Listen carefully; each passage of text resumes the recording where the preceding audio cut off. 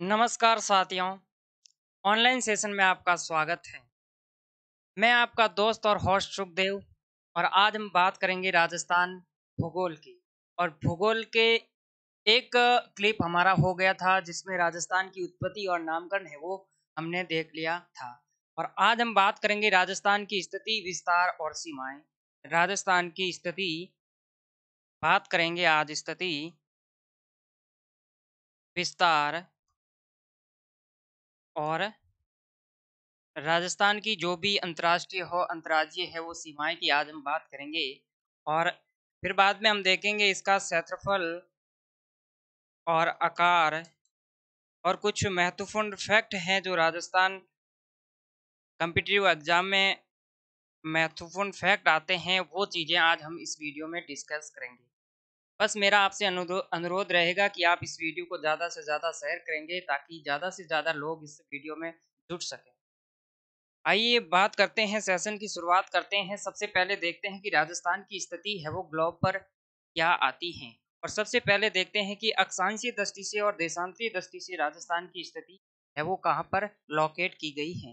तो सबसे पहले हम बात करेंगे लैटिट्यूड और लॉन्गिट्यूड की बात करेंगे। तो लैटिट्यूड की अगर बात करें तो ग्लोब है हमारा, और ग्लोब पर जो भूमि के मध्य में खींची गई रेखा है और उन रेखा को हम कहते हैं 0 डिग्री भूमध्य रेखा। पहले हम लैटिट्यूड और लॉन्गिट्यूड समझ लेते हैं कि लैटिट्यूड और लॉन्गिट्यूड होते क्या है। तो सबसे पहले आइए समझते हैं कि जो कि अक्षांश है वो 0 डिग्री, जो ग्लोब पर भूमि के मध्य से गुजरने वाली एक रेखा होती है, काल्पनिक रेखा होती है, 0 डिग्री अक्षांश होती है, उन्हें हम कहते हैं भूमध्य रेखा या विषुववृत्त रेखा या इक्वेटर लाइन इंग्लिश में इन्हें कहते हैं।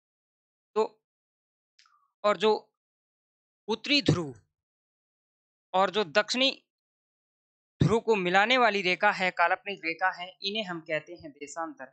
जैसे कि उत्तरी ध्रुव को दक्षिणी ध्रुव से मिलाने वाली रेखाएं क्या कहलाती है दोस्तों? ये देशांतर रेखाएं कहलाती हैं। और जो अक्षांश रेखा की अगर बात करें तो भूमध्य रेखा के समांतर चलने वाली रेखा है, भूमध्य रेखा के समांतर जो रेखाएं चलती हैं उन्हें कहते हैं अक्षांश रेखाएं कहते हैं। और अक्षांश रेखाएं हैं वो हमेशा कोणात्मक दूरी तय करती हैं, और जो देशांतर रेखाएं हैं वो समय समय है वो दर्शाती हैं। अक्षांश रेखा कोणात्मक दूरी दर्शाती हैं और जो देशांतर रेखाएं हैं वो है वो समय लोकेट करती हैं। सबसे पहले हम बात करेंगे अक्षांश है वो इनकी संख्या ग्लोब पर कितनी होती है। तो ग्लोब पर अक्षांश की अगर बात करें तो ये 0 डिग्री अक्षांश के जो उत्तरी गोलार्ध हैं, जो भूमध्य रेखा के जो ऊपरी हिस्सा है इन्हें कहते हैं उत्तरी गोलार्ध, और जो नीचे का हिस्सा है इन्हें कहते हैं दक्षिणी गोलार्ध। और यहाँ 0 डिग्री देशांतर रेखा होती है, 0 डिग्री देशांतर रेखा होती है, और इन्हें कहते हैं ग्रीनविच रेखा, ग्रीनविच रेखा। और ग्रीनविच रेखा का जो पूर्वी भाग है इन्हें हम कहेंगे पूर्वी गोलार्ध, और जो पश्चिमी का भाग है इन्हें हम कहेंगे पश्चिमी गोलार्ध। सबसे पहले राजस्थान की स्थिति अक्षांशीय दृष्टि से देखे जाए तो अक्षांश में ये आता है उत्तरी गोलार्ध में। अक्षांश अक्षांश में राजस्थान यहाँ पर लोकेट किया गया है, तो ये है वो उत्तरी गोलार्ध में आता है। तो सबसे पहले अक्षांश में आप लिखो कि राजस्थान आता है उत्तरी गोलार्ध में, उत्तरी उत्तरी गोलार्ध में राजस्थान आता है। अब बात करते हैं देशांतर की अगर बात करें, लॉन्गिट्यूड की अगर बात करें तो वो आता है पूर्वी गोलार्ध में, पूर्वी गोलार्ध में, पूर्वी गोलार्ध में है वो राजस्थान की स्थिति लोकेट की गई है। और नेक्स्ट अगर बात करें कि पूरी ग्लोब पर राजस्थान की स्थिति आती है तो वो ये भाग हो गया उत्तर और ये भाग हो गया दक्षिण, पूर्व और पश्चिम। और राजस्थान हम यहाँ पे लोकेट करते हैं तो उत्तर और पूर्वी पूरे ग्लोब पर इसकी स्थिति आती है। और यह पूछ ले आपको कि ग्लोब पर राजस्थान की स्थिति की अगर बात करें, राजस्थान की स्थिति की अगर बात करें तो वो आता है दोस्तों उत्तर पूर्वी गोलार्ध। और अगर दिशा की अगर बात कर ले तो उत्तर और पूर्वी दिशा आती है। अगर दिशा पूछे और आप गोलार्ध नहीं लिख सकते, अगर दिशा की बात करें तो दिशा आएगी आपकी उत्तर और पूर्वी दिशा, उत्तर और पूर्वी दिशा आती है। तो आई होप ये चीज आपको समझ में आ गई होगी। अक्षांश है, देशांतर है। अक्षांश कोणात्मक दूरी तय करती हैं, कोणात्मक दूरी दर्शाती हैं, और जो देशांतर है वो समय की दूरी है वो दर्शाती है। अब बात करते हैं सबसे पहले कि एशिया महाद्वीप में राजस्थान की स्थिति है वो क्या है। एशिया महाद्वीप हमारा है, इसमें राजस्थान की स्थिति हमारी यहाँ पर है वो आती है, राजस्थान की स्थिति आती है। तो वो आती हैं उत्तर, दक्षिण, पूर्व, पश्चिम। तो आती हैं दक्षिण और पश्चिम। दक्षिण पश्चिम में है वो एशिया महाद्वीप में, दक्षिण पश्चिम में है वो इसकी स्थिति आती है, राजस्थान की स्थिति आती है दक्षिण और पश्चिम में। बात करते हैं अगर पूरे वर्ल्ड की अगर बात करें तो राजस्थान की स्थिति आती है। तो इसके एक ग्रीनविच रेखा के संदर्भ में एक रेखा ड्रैग कर लेते हैं।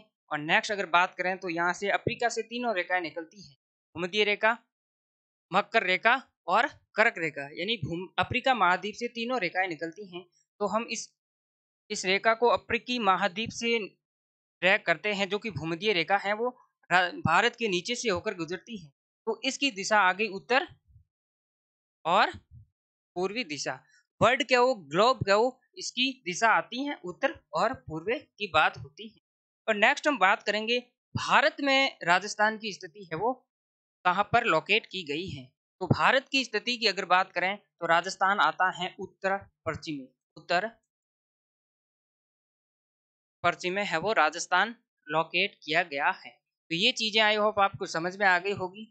सबसे पहले अक्षांशीय दृष्टि से, देशांतरीय दृष्टि से, फिर बाद में ग्लोब पर, और इनके बाद हमने भारत में है वो इसकी स्थिति देखी है। अब बात करते हैं कोणा, जो कोण होते हैं उसकी स्थिति से है वो इस राजस्थान की स्थिति है वो कौन सी होती है। तो सबसे पहले बात करते हैं, यहाँ आता है इंसान कोण, और नेक्स्ट बात करते हैं नाम आता है अग्नेय कोण, अग्नेय कोण। और नेक्स्ट अगर बात करें तो आता है वायव्य कोण, और नेक्स्ट आता है नेतृत्वीय कोण,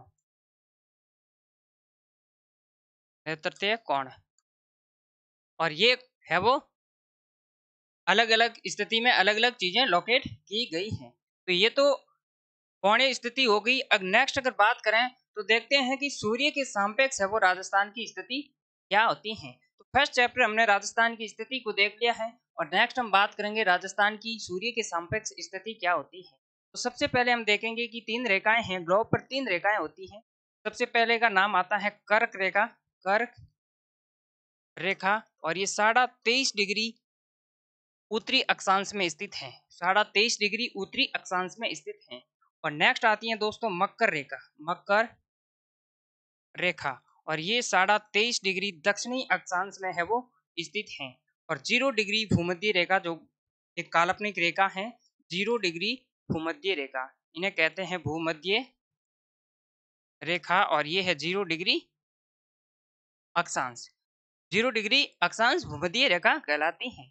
और यहाँ की अगर सूरज की अगर बात करें तो यहाँ 21 मार्च को, 21 मार्च को है वो 21 मार्च को सूर्य है वो भूमध्य रेखा पर चमकता है।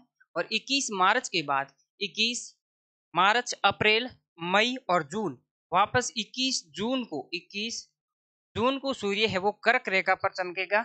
और नेक्स्ट ये प्रोसेस है वो वापस 21 जून के बाद जून, जुलाई, अगस्त और सितंबर, और नेक्स्ट वापस भूमध्य रेखा पर आएगा 23 सितंबर को, ये वापस है वो भूमध्य रेखा पर चमकेगा। और नेक्स्ट अगर बात करें सितंबर के बाद अक्टूबर, नवंबर और दिसंबर, और यहाँ पर 22 दिसंबर को, 22 दिसंबर को है वो यह वापस आएगा, मकर रेखा पर सूरज है वो चमकेगा। तो अगर जलवायु की अगर बात करेंगे तो वहीं पे ये चीजें पड़ेंगे। और सूरज है वो पूरे के पूरे यहाँ इन तीनों रेखाओं के बीच ही चक्कर लगाता है। तो आई होप ये चीजें आपको समझ में आ गई होगी। और सबसे पहले सूर्य के सापेक्ष कौन कौन सी घटना घटित होती हैं वो है सबसे पहले देखते हैं। तो 21 जून को जब सूर्य का सीधा चमकना कर्क रेखा पर, तो वो कहलाता है कर्क संक्रांति। तो सबसे पहले हमारा हेडिंग आता है कर्क संक्रांति क्या होती है। कर्क संक्रांति, और ये होती है दोस्तों 21 जून को, 21 और जून को। और इस दिन योग दिवस भी मनाया जाता है। इस दिन क्या मनाया जाता है, योग दिवस। और 21 जून को राजस्थान में ऋतु कौन सी होती है दोस्तों? और वो होती है दोस्तों ग्रीष्म ऋतु। कौन सी होती है? ग्रीष्म ऋतु होती है। और ग्रीष्म ऋतु की बात करें तो इस दिन तो होगा बड़ा, दिन होगा बड़ा, दिन बड़ा और रात होगी छोटी। चीजें समझ में आ रही है? दिन तो होगा बड़ा और रात होगी छोटी।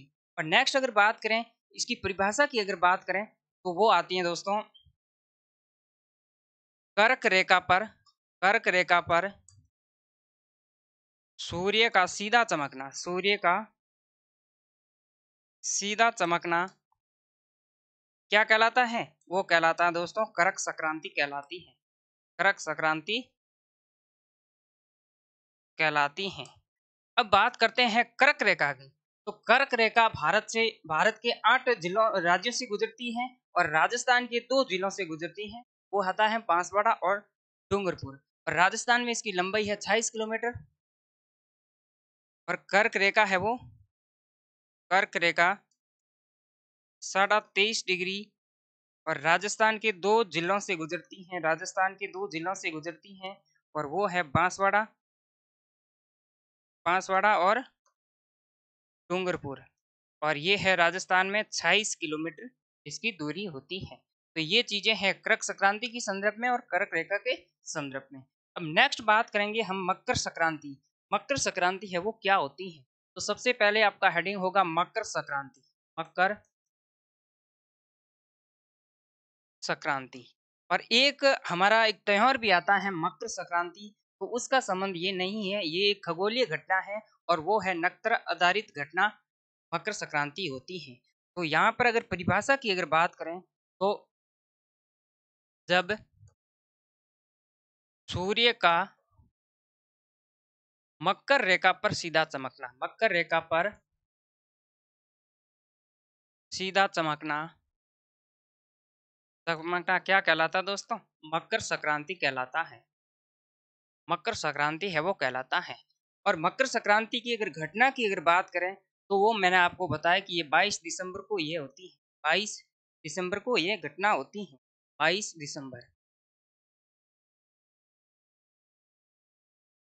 दिसंबर की यहाँ बात करते हैं। और नेक्स्ट अगर बात करें तो कर्क संक्रांति में उस दिन उस घटना में ग्रीष्म ऋतु होती है और इसमें होती है शीत ऋतु। शीत ऋतु होती है। और शीत ऋतु की अगर बात करें तो यहाँ दिन होगा छोटा और रात होगी बड़ी। दिन तो होगा दोस्तों छोटा और रात होगी बड़ी। तो ये तो थी घटना कर्क संक्रांति की और मकर संक्रांति की। अब हम बात करेंगे नेक्स्ट, अगर हमारा पॉइंट आएगा 23 सितंबर और 21 मार्च को कौन सी घटना होती है? तो 21 मार्च की अगर बात करें तो एक नाम आता है बसंत विष्णु। नाम आता है दोस्तों बसंत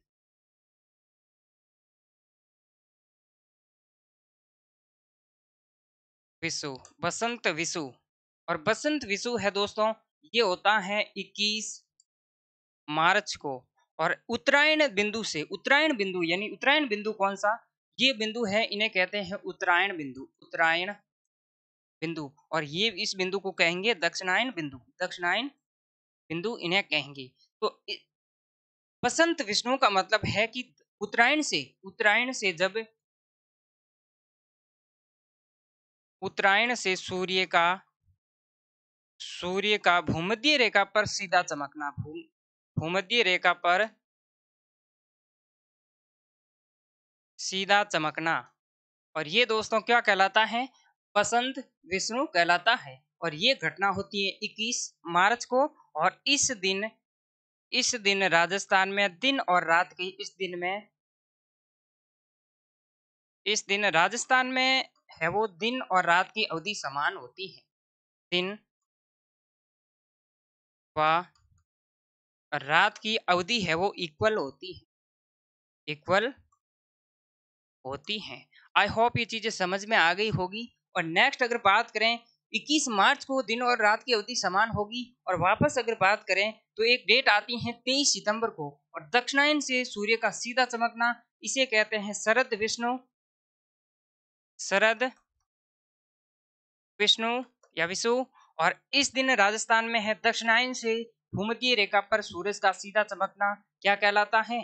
इस दिन कहलाता है शरद विष्णु। और ये घटना होती है 23 सितंबर को। कब होती है दोस्तों? 23 सितंबर को ये घटना होती है। और उत्तरायण से इस भूमध्य रेखा पर सूर्य का सीधा चमकना क्या कहलाता है? ये घटना होती है 21 मार्च को। और इस घटना को कहते हैं दोस्तों बसंत विषुव। क्या कहते हैं दोस्तों? बसंत विषुव कहलाते हैं। और उत्तरायण हो या दक्षिणायन हो, इन दोनों घटना में राजस्थान में है वो दिन और रात की अवधि है वो समान होगी। तो ये तो हो गई करक संक्रांति, मकर संक्रांति और बसंत और शरद विषुव की यहाँ बात हुई। और नेक्स्ट हम बात करेंगे राजस्थान के संदर्भ में है वो, राजस्थान में है वो सूर्य का क्या तिरछापन का है वो क्या क्रम आता है? तो हमारे पास आता है सबसे पहले ये भूमध्य रेखा आती है। ये आती है दोस्तों भूमध्य रेखा, भूमध्य रेखा। और ऊपर वाली है करक रेखा, करक रेखा। और भूमध्य रेखा पर जब सूर्य है वो सीधा चमकता है, भूमध्य रेखा की अगर बात करें, और भूमध्य रेखा पर जब सूर्य चमकता है तो राजस्थान में इसका क्या इफेक्ट पड़ता है? सूर्य की तिरछेपन का है वो क्या इफेक्ट पड़ता है? सबसे पहले देखते हैं कि राजस्थान का सर्वाधिक तिरछेपन की अगर बात करें, सर्वाधिक तिरछेपन की अगर बात करें तो वो आता है जिला गंगानगर। और सर्वाधिक कम अगर तिरछेपन की अगर बात करें तो वो नाम आता है दोस्तों बांसवाड़ा। क्या नाम आता है दोस्तों? बांसवाड़ा नाम आता है।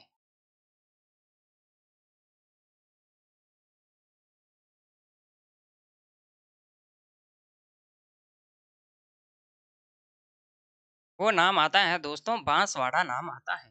अगर आपसे पूछ ले कि सूर्य का सर्वाधिक तिरछापन की बात करें तो वो आता है गंगानगर। और सर्वाधिक कम की अगर बात करें तो नाम आता है बांसवाड़ा। अगर इसका कर्म की अगर बात करें तो सबसे पहले कर्म आएगा इसका गंगानगर। गंगानगर के बाद आएगा आपका हनुमानगढ़, हनुमानगढ़। और हनुमानगढ़ के बाद आता है दोस्तों चूरू। और चूरू के बाद आता है दोस्तों बीकानेर, बीकानेर। और बीकानेर के बाद नाम आता है नागौर, नागौर के बाद नाम आता है दोस्तों जोधपुर। और जोधपुर के बाद नाम आता है दोस्तों पाली, पाली के नाम आता है दोस्तों राजसमंद, राजसमंद। और राजसमंद के बाद नाम आता है दोस्तों झालवाड़ा का, नाम आता है झालावाड़, झालावाड़ का नाम आता है। और झालावाड़ के बाद नाम आता है दोस्तों उदयपुर का, उदयपुर। उदयपुर के बाद प्रतापगढ़। और प्रताप के बाद आता है डूंगरपुर, डूंगरपुर। और डूंगरपुर के बाद नाम आता है दोस्तों बांसवाड़ा का नाम आता है। अगर आपसे पूछ ले कि आरोही क्रम और अवरोही क्रम में सूरज का तिरछेपन का अगर बात करें तो सर्वाधिक कम बांसवाड़ा में और सर्वाधिक गंगानगर की यहाँ बात होती है। तो ये तो था राजस्थान का सूर्य के संदर्भ में है वो तिरछापन। और ये रेखा है कर्क रेखा और ये मकर रेखा। और मकर रेखा से है वो राजस्थान का तिरछापन है वो यहाँ आरोही क्रम और अवरोही क्रम में लिखा गया है। तो ये इसका लो स्क्रीनशॉट। और यहाँ से 100% है वो राजस्थान की कम्पिटिटिव एग्जाम में है वो यहाँ से क्वेश्चन है वो बनते हैं राजस्थान का तिरछापन। और नेक्स्ट हम बात करेंगे अक्षांश और देशांतरीय दृष्टि से राजस्थान का है वो विस्तार। अक्षांश और दशांशीय स्थिति है वो राजस्थान का विस्तार है वो कितना कितना है। तो सबसे पहले हम बात करेंगे राजस्थान के उत्तरी बिंदु की, राजस्थान के उत्तरी बिंदु की। और उत्तरी बिंदु में यहाँ अक्षांश आता है 30 डिग्री और 12 मिनट उत्तरी अक्षांश। कितना आता है दोस्तों? 30 डिग्री 12 मिनट उत्तरी अक्षांश से लेके बांसवाड़ा यानी दक्षिणी बिंदु 23 डिग्री 3 मिनट उत्तरी अक्षांश, अक्षांशों के बीच है वो राजस्थान का अक्षांशीय विस्तार आता है। कितना आता है? 30 डिग्री 12 मिनट उत्तरी अक्षांश से 23 डिग्री 3 मिनट उत्तरी अक्षांश तक है वो इनका अक्षांशीय दृष्टि से विस्तार आता है। कितना आता है दोस्तों? अक्षांशीय दृष्टि से 30 और 23 के बीच है वो इसका विस्तार आता है। तो सबसे पहले यहाँ लिखते हैं कि राजस्थान का विस्तार है वो 23 डिग्री 3 मिनट उत्तरी अक्षांश से 30 डिग्री 12 मिनट उत्तरी अक्षांश के मध्य मध्य आता है। और नेक्स्ट अगर बात करें कि इनका कितने अक्षांशों के मध्य है वो विस्तार आता है, तो इनका विस्तार आता है 60 डिग्री और 9 मिनट, 7 डिग्री और 9 मिनट अक्षांशों के मध्य ये राजस्थान है वो इसका विस्तार आता है। विस्तार की अगर बात करें तो इसका 60 डिग्री और 9 मिनट अक्षांशों के मध्य ये स्थित है। अक्षांशों के मध्य है वो ये दोस्तों स्थित है। अक्षांशों के मध्य दोस्तों ये स्थित है। और नेक्स्ट बात करते हैं उत्तर से दक्षिण की लंबाई की अगर बात करें तो ये आती है 826 किलोमीटर आती है। 826 किलोमीटर आती है। 826 किलोमीटर उत्तर से दक्षिण की अगर लंबाई की अगर बात करें तो वो आती है 826 किलोमीटर आती है। अब नेक्स्ट अगर बात करें तो उत्तरी बिंदु की अगर बात करें तो वो आता है दोस्तों कोणा गांव गंगानगर में आता है। कोणा गांव, कोणा गांव और ये आता है गंगा नगर। कोणा गांव गंगानगर आता है। और नेक्स्ट अगर दक्षिणी बिंदु की अगर बात करें, राजस्थान के दक्षिणी बिंदु की बात करें तो यहाँ पॉइंट आता है दोस्तों बोरकुंड बांसवाड़ा। बोरकुंड बांसवाड़ा आता है। तो ये चीज हो गई अक्षांशीय दृष्टि से राजस्थान का विस्तार। सबसे पहले 23 डिग्री 3 मिनट उत्तरी अक्षांश से 30 डिग्री 12 मिनट उत्तरी अक्षांश के मध्य है वो राजस्थान स्थित है। और ये कितने अक्षांश के मध्य ये स्थित है, तो ये बड़े से छोटे को घटाओ तो आता है 7 डिग्री और 9 मिनट के मध्य ये स्थित है। 7 डिग्री और 9 मिनट के मध्य ये राजस्थान है वो स्थित है। अगर इसकी लंबाई की अगर बात करें, लंबाई की अगर बात करें तो लंबाई आती है दोस्तों 826 किलोमीटर इसकी लंबाई आती है। और इनका उच्चतम बिंदु की अगर बात करें तो नाम आता है कोणा गांव और ये आता है गंगानगर में। और नेक्स्ट अगर बात करें दक्षिणी बिंदु की अगर बात करें तो ये आता है दोस्तों बोरकुंड बांसवाड़ा। बोरकुंड बांसवाड़ा यहाँ नाम आता है। तो ये तो थी अक्षांशीय दृष्टि। और अब बात करेंगे देशांतरीय दृष्टि की बात करेंगे। सबसे पहले यहाँ इसका आप स्क्रीनशॉट लो और नेक्स्ट हम बढ़ेंगे आगे। देशांतरीय दृष्टि की बात करेंगे, इसका आप स्क्रीनशॉट ले। अब हम बात करेंगे राजस्थान की जो भी है देशांतरीय स्थिति है वो क्या है। देशांतरीय स्थिति की अगर बात करेंगे तो हम बात करेंगे देशांतरीय स्थिति की। और देशांतरीय स्थिति की बात करेंगे तो सबसे पहले यहाँ बात करेंगे 69 डिग्री और 30 मिनट पूर्वी देशांतर देशांतर पर है वो पूर्वी बिंदु स्थित है। 69 डिग्री 30 मिनट पूर्वी अक्षांश पूर्वी देशांतर के मध्य है बिंदु है वो यहाँ स्थित है। और नेक्स्ट अगर पूर्वी की अगर बात करें तो ये आता है तुम्हारे 78 डिग्री और 17 मिनट पूर्वी देशांतर है वो यहाँ पूर्वी बिंदु आता है। 78 डिग्री और 17 मिनट पूर्वी देशांतर यहाँ बिंदु आता है। और दोनों के मध्य अगर अंतर देखा जाए तो वो आता है दोस्तों 8 डिग्री और 47 मिनट अंतर आता है। 8 डिग्री और 47 मिनट इसके मध्य का अंतर आता है। और नेक्स्ट अगर बात करें पश्चिमी बिंदु की अगर बात करें, पश्चिमी बिंदु की अगर बात करें तो पश्चिमी बिंदु आता है दोस्तों कटरा जैसलमेर। और पूर्व बिंदु की अगर बात करें अंतिम बिंदु तो वो आता है दोस्तों सिलाना। और सिलाना कहाँ पर है दोस्तों, ये है धौलपुर में, धौलपुर में आता है। और इन उत्तर से पूर्व की अगर लंबाई की अगर बात करें, उत्तर से पूर्व की अगर लंबाई की अगर बात करें तो ये 869 किलोमीटर इसके बीच की लंबाई आती है। 869 किलोमीटर इसके बीच की लंबाई आती है। तो ये तो हो गया हमारा देशांतरीय विस्तार राजस्थान का और अक्षांशीय विस्तार। अब हम बात करेंगे अक्षांशीय विस्तार और देशांतरीय विस्तार। अब इसमें एक नया ऐड करें तो आता है विकीर्ण। राजस्थान का विकीर्ण भी एग्जाम में कई बार पूछ लिया जाता है। तो इसका लो आप स्क्रीनशॉट और नेक्स्ट आगे बढ़ेंगे विकीर्ण की ओर। चलिए,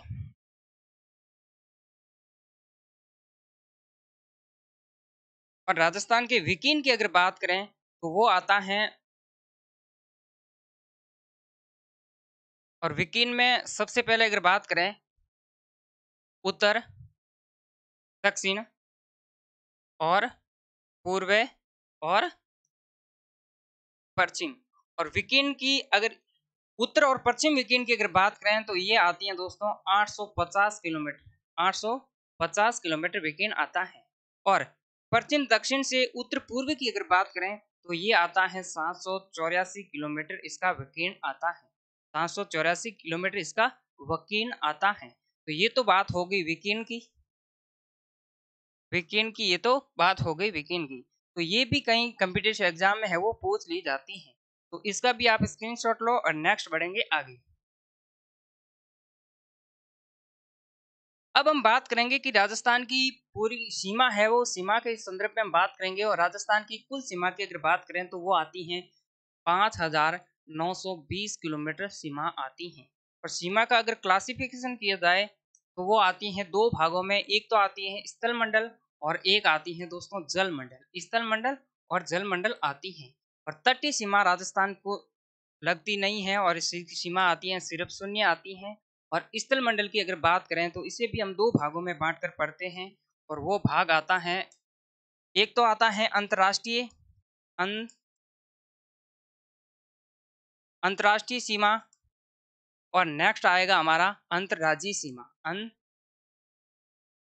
राज्य अंतर्राज्यीय सीमा आता है। और इसकी कुल की अगर बात करें तो ये आता है 5,920 किलोमीटर इसकी पूरी सीमा आती है, 5,920 किलोमीटर इसकी पूरी सीमा आती है। और नेक्स्ट अगर बात करें अंतर्राष्ट्रीय सीमा की तो ये आती है 1,070 किलोमीटर, राजस्थान की अंतर्राष्ट्रीय सीमा आती है 1,070 किलोमीटर।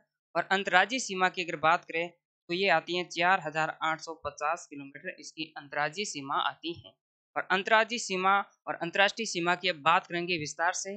और तटीय सीमा है वो राजस्थान की शून्य है।